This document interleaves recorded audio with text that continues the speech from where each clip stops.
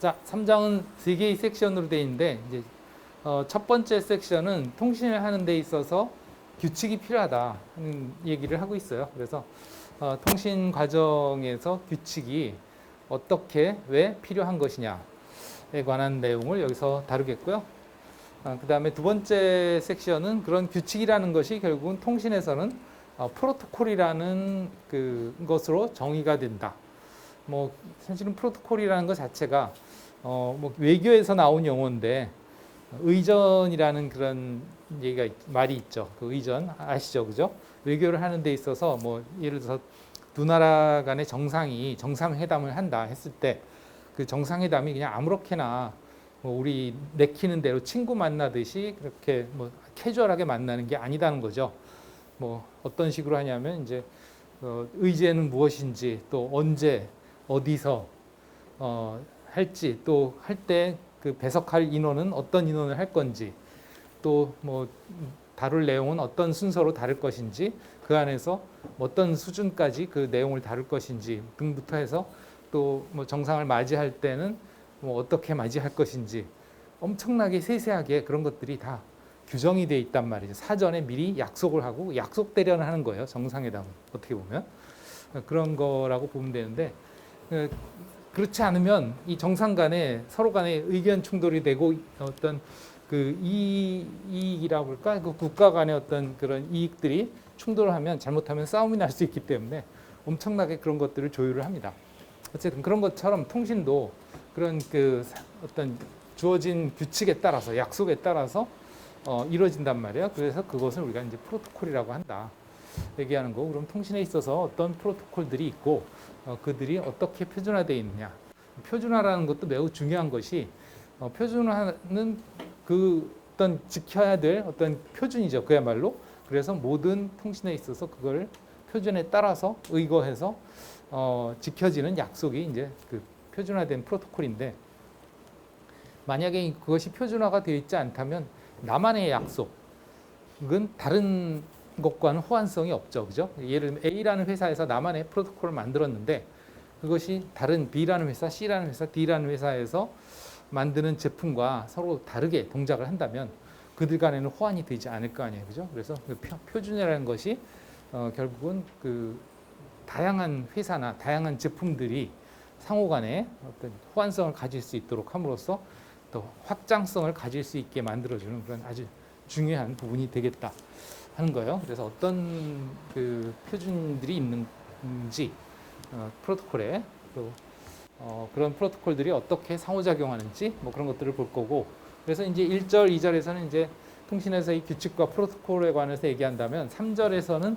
사실은 이게 우리가 1장에서 패킷 트레이서로 하면서 패킷 트레이서 실습을 하면서 했던 그 네트워킹 과정에 대한 내용입니다. 그래서 통신 과정에서 실제 그 어떤 일이 벌어지는지 그런 과정을 스텝 바이 스텝으로 이제 여기서 이제 팔로우를 하면서 그런 스텝 바이 스텝에서 어떤 프로토콜들이 어떤 역할을 하는지 이거를 이제 분석을 하는 거죠.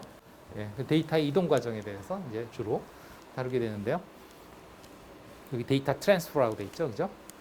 어쨌든 그거를 우리가 이제 앞에서 미리 땡겨서 했는데 물론 모든 걸 다 땡겨서 한 건 아니고 그 주로 이제 1, 2, 3계층에 그 중에서도 뭐 사실은 뭐 1계층의 역할은 그냥 이동하는 거니까 그냥 이동한다고 치고 별로 얘기는 안 했고요. 그래서 주로 2계층, 3계층에 대해서 얘기했죠, 그죠?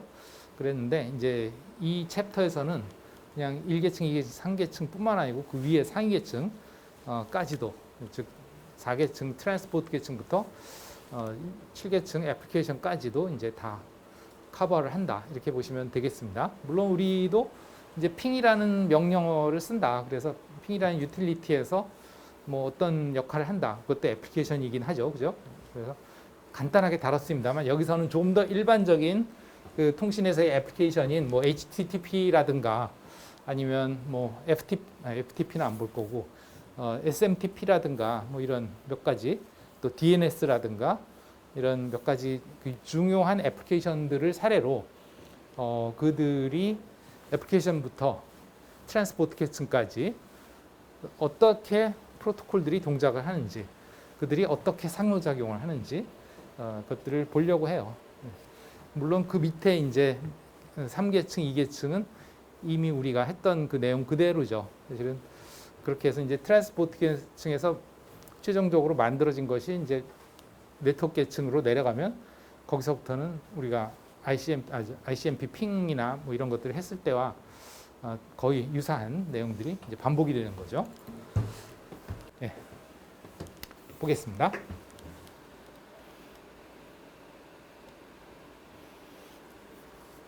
뭐 이 내용은 그냥 본문하면서 하겠습니다. 첫 번째 섹션 Rules of Communication에 대해서 하겠습니다. 그래서 처음에 룰을 다루기 전에 우선 이 섹션에서 제일 먼저 다루는 내용은 이제 Communication Fundamental에서 통신 과정의 기본적인 통신의 기본적인 뭐 원리 뭐 그 정도를 얘기를 하고 있어요. 그래서 세 가지의 일반적인 그 통신에 있어서의 요소들이 어떤 것들이 있느냐 했을 때 우선 통신을 하기 위한 주체들이 필요하겠죠. 그래서 보내는 쪽과 받는 쪽이 이제 주체죠. 그죠? 그것을 여기서 이제 소스와 데스티네이션으로 이렇게 구분을 하고 있죠. 보내는 쪽과 받는 쪽. 그리고 그 중간에 연결을 시켜주는 부분이 있겠죠. 그죠? 그래서 A라는 사람과 B라는 사람, 이게 이제 예를 들어서 이 사람이 말을 하고 이 사람이 듣는다면 여기가 소스, 여기가 데스티네이션이 되겠죠. 그죠? 뭐 이렇게 볼 수 있겠고요. 그럼 중간에 채널이라고 하면 만약에 이제 실제 대화가 이루어진다 그러면 이 중간에 공기가 채널이 되는 거죠. 그죠? 그래서 공기를 통해서 말소리가 전달이 되잖아요. 그죠? 컴퓨터라면은 뭐 이제 인터넷이라면 이런 식으로 될 수 있는 거죠. 소스, 데스티네이션, 그리고 중간에 뭔가. 그러면 우리가 1장에서 배운 걸로 따지면 얘가 엔드 디바이스고, 그죠? 얘도 여기도 엔드고, 엔드죠, 그죠? 이 중간이 뭐가 돼요? 이제 인터미디어리 디바이스들하고, 그 다음에 미디어가 되겠죠, 그죠? 이것들이 이제 채널이 되겠죠. 그래서 여기는 단순히 이렇게 선으로 그렸지만 사실은 뭐 선이라기보다는 좀 더 복잡한 것들이 있죠. 예를 들면 간단한 랜이라고만 해도 랜상에서 호스트와 호스트를 연결할 때는 어때요? 스위치를 연결하죠, 그렇죠? 여기 있는 스위치처럼.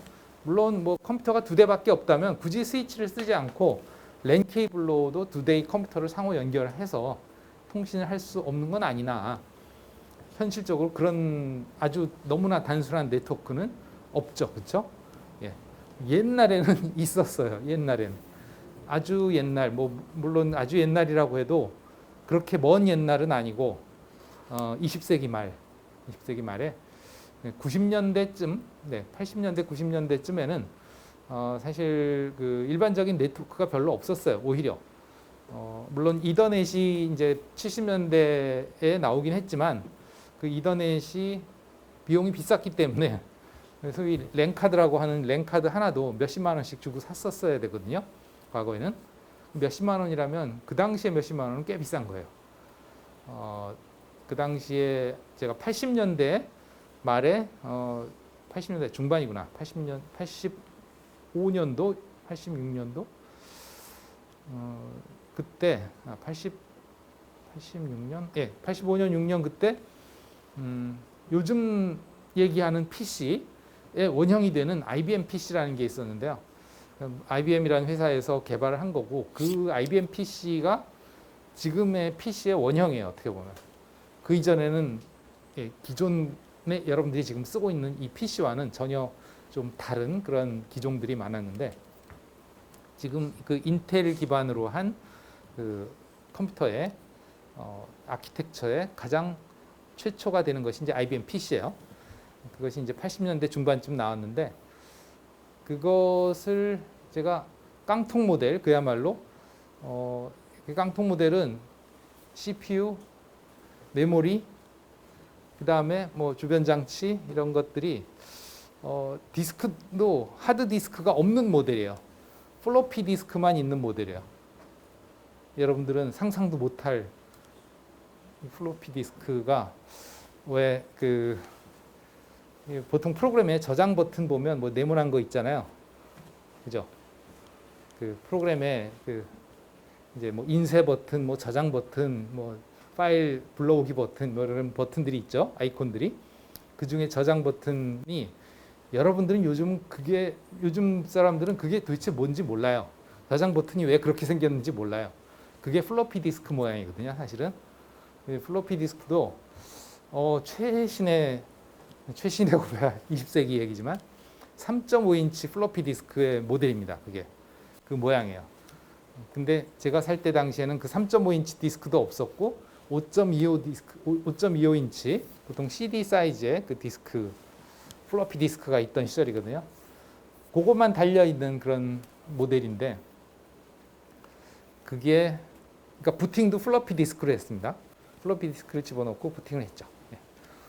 윈도우즈도 없어서 도스라고 하는 여러분들이 지금 볼 때 그 커맨드 프롬프트 열면 시커먼 창이 뜨잖아요, 그죠? 그 창이 그냥 컴퓨터에 딱 뜨는 그런 CLI 기반의 컴퓨터였습니다.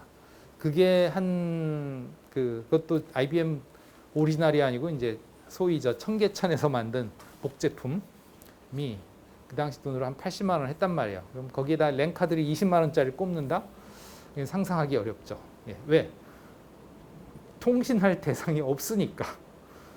우리 집에서 누구랑 통신할 일이 없어요. 나 혼자 그냥 컴퓨터를 쓰는 거지. 여러분들은 상상도 못 하겠지만 그냥 나 혼자 거기서 그냥 내 자리에서 컴퓨터 쓰는 거예요. 누구랑 통신할 일이 없습니다. 왜? 다들 마찬가지거든요. 다들. 네트워크가 없으니까. 그 당시에 인터넷이 없었으니까. 그런 상황에서 아주 부자인 경우에는 이제 PC가 한 대가 더 있을 수도 있었죠. 그러면 그 둘 간의 자료 교환은 어떻게 하냐? 플로피 디스크에서 카피해서 옮겨줬어야 됐어요. 그런 식이었어요. 네트워킹은 생각도 못했죠. 그 당시 랜카드를 못 꽂았으니까. 그러던 시절이 있었는데 거기서 이제 조금 더 욕심을 낸다면 그 당시에 시리얼 포트라는 포트가 PC에 있었거든요. PC에 요즘 USB 같은 포트예요.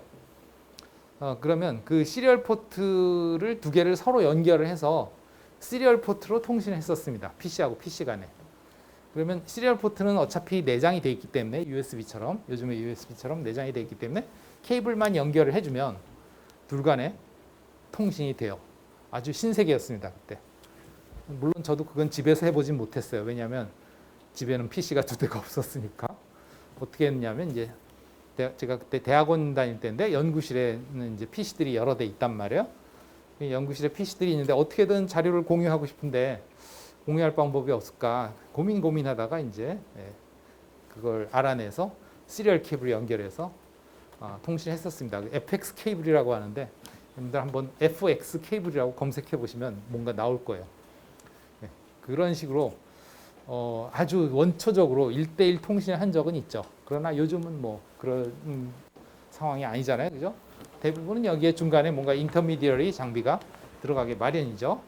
간단한 랜상에서라면 스위치가 들어가거나 공유기가 들어가나 그렇고 만약에 다른 네트워크라면 또 라우터를 거쳐서 가겠죠. 어쨌든 그것을 우리가 여기서는 이제 그냥 미디엄이라고 얘기를 했는데 또는 채널이라고 했는데 네트워크이죠. 장비들과 미디어들로 이루어져 있는 뭐 이런 요소들이 있다. 그래서 송신 측, 수신 측, 그 다음에 중간에 채널 뭐 이렇게 크게 세 파트로 통신의 요소들을 나눠 볼 수 있겠다 하는 거고 그러면 이제 이런 채널을 통해서 이 보내는 측과 받는 측이 서로 교환을 하려면 결국은 이런 프로토콜이라고 불리우는 상호 간에 약속된 규칙이 있어야 된다. 주고받기 위한 규칙. 그럼 아까 얘기했던 그 FX 케이블 같은 경우도 그렇죠. FX 케이블이라는 케이블이 시리얼 그 어떤 인터페이스를 통해서 데이터를 주고받기 위해서는 이쪽에서 보내는 속도, 저쪽에서 받는 속도, 그걸 인식하는 속도 그런 것들이 서로 매칭이 돼야 돼요. 그래서 처음에 그 FX 케이블을 통해서 통신이 시작하기 전에 이쪽에서 송신 속도를 지정해주고 여기서는 수신 속도를 지정해주고 별일을 다 했었어야 됐어요. 그렇게 하고 또 케이블도 그러면 이쪽에 핀들과 연결해야 되는데 그 핀과 핀에 그 이쪽에 몇 번 핀이 이쪽에 몇 번 핀에 연결돼야 된다. 그런 걸 다 공부를 해서 그런 케이블을 만들었었어야 됐어요. 이쪽 케이블의 핀과 이쪽 케이블의 핀의 번호들을 서로 간에 매칭을 시켜주는 그런 것들을 다 그 문헌을 보고 조사를 해서 이쪽에 뭐 몇 번 핀이 송신핀이면 이쪽에다가 수신핀 몇 번 핀으로 연결시켜주고 뭐 이런 식으로 했었어야 된단 말이죠. 약속이 돼 있는 거죠. 그러니까 몇 번 핀은 송신핀으로 한다. 몇 번 핀은 수신핀으로 한다. 그러면 이쪽에 몇 번 핀과 이쪽에 몇 번 핀이 연결돼야 된다. 이쪽에 송신핀과 수신핀이 연결된다. 그런 게 이제 약속이란 말이죠. 또 아까도 계신 이제 속도를 어떻게 해야 된다. 그런 것도 약속이죠. 그러면 그걸 통해서 전송되는 데이터의 포맷은 또 어떻게 돼야 된다. 포맷이라는 거는 예를 들면 각 바이트들이 뭐 8비트로 표현이 될 텐데, 그죠? 그러면 처음에 오는 바이트는 무슨 내용이고 두 번째 오는 바이트는 무슨 내용이고 그냥 무조건 파일 하나가 그냥 가는 게 아니고 파일이 가기 전에 앞서서 여기서 무슨 내용이 간다 하는 그런 정보도 가야 된단 말이죠. 그런 것들이 다 서로 약속이 돼야 된다 하는 거죠. 말을 할 때도 그렇잖아요. 그냥 뜬금없이 내가 여기서 내가 하고 싶은 얘기를 막 던지는 게 아니잖아요. 그렇죠? 뭔가 뭐 야, 좀 뭐 시간이 있냐? 뭐 얘기 좀 해볼래? 뭐 한다든가, 야, 우리 뭐에 대해서 얘기해보자? 뭐 한다든가 그런 식으로 얘기가 나오지 그냥 뜬금없이 던지진 않잖아요. 그죠? 네, 그런 거란 말이죠. 그런 것들이 다 이제 결국은 상호간에 정해진 규칙에 따른 프로토콜을 통해서 이루어지게 된다 하는 거죠.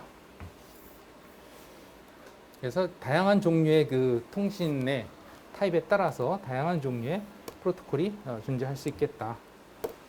그런 얘기죠. 예를 들면 뭐 말을 주고받을 때 이제 뭐 한국말을 주고받을 수도 있고 또 영어를 주고받을 수 있고 또는 뭐 친구들끼리의 대화일 수도 있고 아니면 아까 얘기했듯이 뭐 정상 간의 어떤 그런 뭐 회담일 수도 있고 그런 유형에 따라서 규칙이 달라지겠다. 뭐 예를 들면 언어도 하나의 규칙이죠. 한국말로 하느냐, 영어로 하느냐, 그것도 규칙이고 포맷이죠. 예. 정해진 포맷 등등 그런 사례들이 있을 수가 있겠다. 그래서 그런 규칙이 먼저 정해져 있어야 된다. 미리. 그러니까 그 뭔가 규칙을 따르려면 정해진 규칙이 있어야 그걸 따를 거 아니에요, 그죠? 예를 들면 뭐 우리가 은행에 가서 뭐 입금을 하려면 어떠한 절차로 입금을 해야 된다 하는 규칙이 있죠, 그렇죠? 아무렇게나 그냥 이거 돈 던져주고서 이거 넣어주세요, 그럴 수 없잖아요, 그죠? 네, 그런 정해진 절차가 미리 있어야 된다 하는 거고 그 다음에 그 룰을 따라야 된다. 네.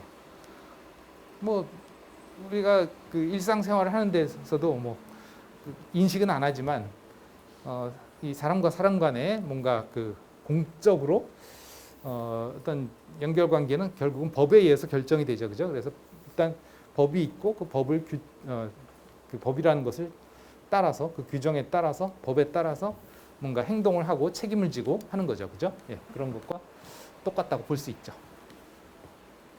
그럼 이제 통신에 있어서의 그 해야 되는 어떤 그 다양한 프로토콜들은 어떤 유형의 것들이 있을 거냐?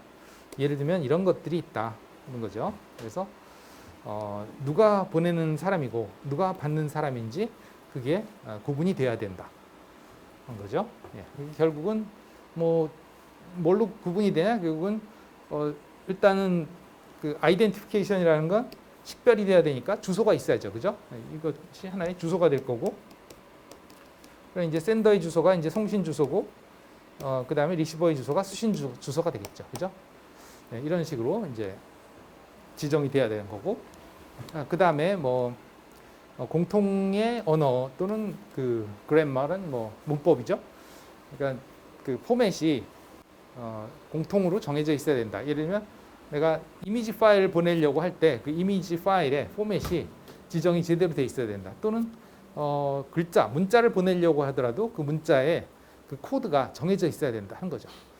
요즘은 좀 그런 경우가 드문데 왜냐하면 유니코드라는 코드 체계를 쓰기 때문에 웬만해서는 그 문자 코드가 그 다른 코드를 쓸 일이 없어요. 그런데 예전에는 한글 코드만 해도 여러 가지 코드들이 있었어요. 그래서 뭐 2바이트 코드도 있었고 뭐 3바이트 코드도 있었고 여러 가지 그 한글을 표현하기 위해서 그 코드 체계가 그러니까 예를 들면 기역, 가, 니은, 아 뭐 이런 그 한글의 문자 하나하나를 표현하는 코드가 다 여러 개 중구난방으로 있었단 말이죠. 그러면 A라는 컴퓨터에서는 예를 들어서 한글을 뭐 예를 들면 예전에 쓰던 그 코드 중에 이제 뭐 그 두 바이트짜리 코드가 있었는데 그런 코드를 쓸 때 뭐 KSC 566 얼마인가 뭐 하는 코드가 있어요. 그런 코드로 이제 그 문자를 보아해서 전송을 했는데 저쪽에서 받을 때는 그걸 또 뭐 EUC 2022KR이라고 하는 그런 또 문자 코드 방식이 있어요. 그래서 그걸로 인식을 하면 어떻게 되냐? 글자가 다 깨져서 나오죠. 그래서 과거에는 뭐 이메일을 보낸다거나 한글로 그랬을 때 보면 또는 인터넷 그 화면에서 그 글자들을 보면 막 글자들이 한글이 다 깨져 나오고 그런 경우들이 있었어요. 코드 인식이 잘못돼서 이런 것들이 결국은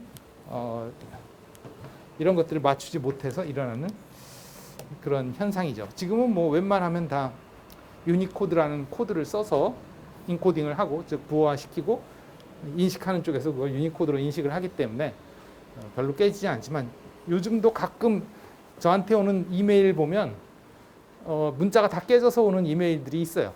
예. 그렇더라고요.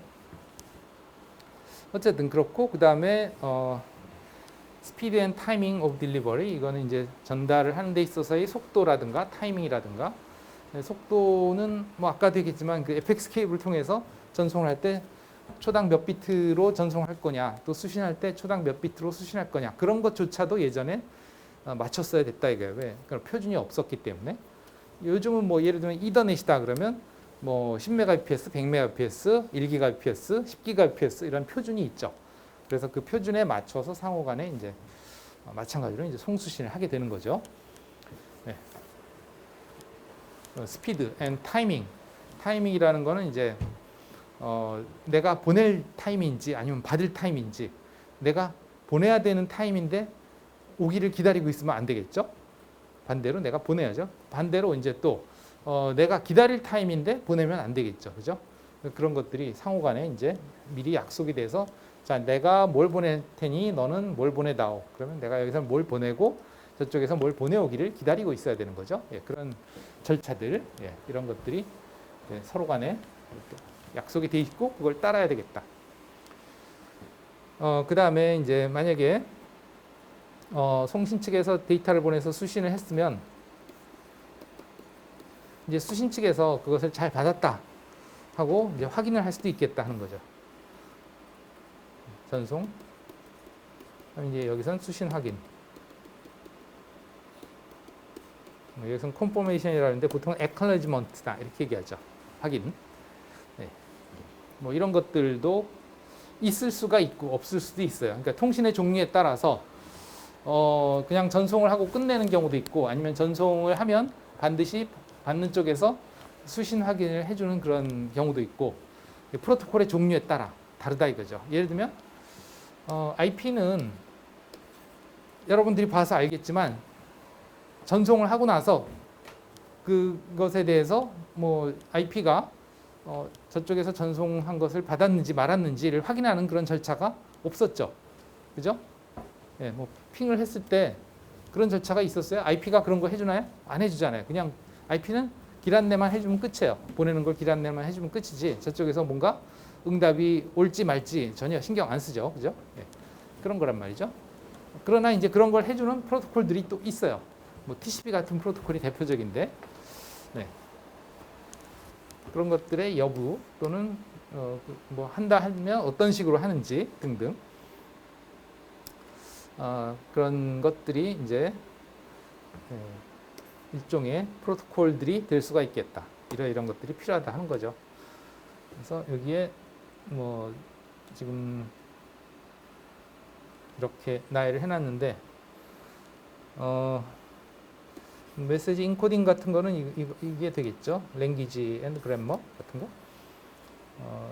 또 메시지 포매팅 앤 인캡슐레이션 요게 뭐 그래머하고도 좀 비슷할 수 있어요. 이것도. 예. 그러니까 포매팅이라는 거는 그 메시지의 그 형식을 어떻게 할 것이냐 하는 건데 결국은 우리가 예를 들면 ICMP 메시지 같으면 ICMP 메시지에 뭐 앞에 두 바이트가 뭐 이것이 에코 리퀘스트인지 에코 리플라이인지 뭐 이런 걸 볼 수 있었고 그 다음에 또 어느 부분에는 그것의 그 세션에 해당하는 번호가 있고 그 다음에 또 ID 번호가 있고 그리고 그 세션에서 몇 번째 ICMP 메시지냐 하는 걸 나타내는 시퀀스 넘버 같은 게 있었죠. 그런 것들이 다 정해져 있는 거죠. 문법이. 그 다음에 이제 ARP 같으면 뭐 그 주소의 길이가 몇 바이트다. 또 그 주소의 유형이 뭐다. 그런 것들 또 실제 주소값 이런 것들이 메시지 안에 들어가죠. 그죠? 그런 것들의 형식 이런 것들이 뭐 아무렇게나 되는 게 아니고 다 규정이 돼 있단 말이죠.